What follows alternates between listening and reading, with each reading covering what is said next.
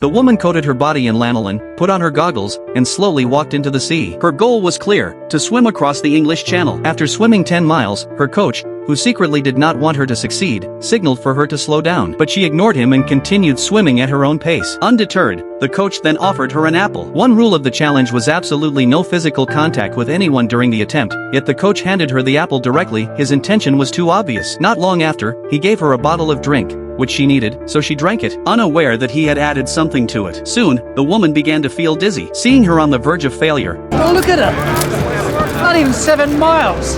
a hint of satisfaction appeared on the coach's face. He jumped into the water and forcibly pulled her out. News of the failed attempt spread across the country in an instant, and people turned off their radios in disappointment. While recuperating in the hospital, no one would tell her how far she had actually swum. Then, her father, who had never supported her before, surprisingly appeared by her side. You were alone.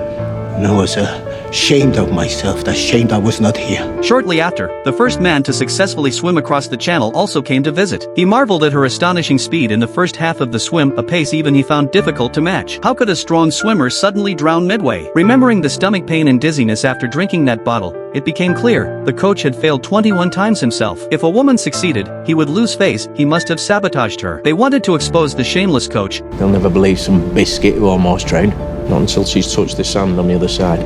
So, 3 days later, she attempted again, this time with her father by her side. After swimming 8 miles smoothly, she encountered a dense swarm of jellyfish. With no other choice, she swam straight through. Hundreds of jellyfish stung her repeatedly, quickly covering her body with wounds. 20 minutes later, she finally passed through the jellyfish swarm, but the salt water stung her injuries. She floated on the surface to rest for a while before putting her goggles back on and continuing. 8 hours later, a powerful countercurrent struck, making it nearly impossible to move forward. Night fell, and fog enveloped the sea. The guide boat could no longer lead the way. The woman had to swim on alone. In the darkness and confusion, she saw lights shining in the distance from the shore. Her friends were holding torches to guide her. Summoning all her strength, she swam toward that light. An hour later, her hand finally touched land.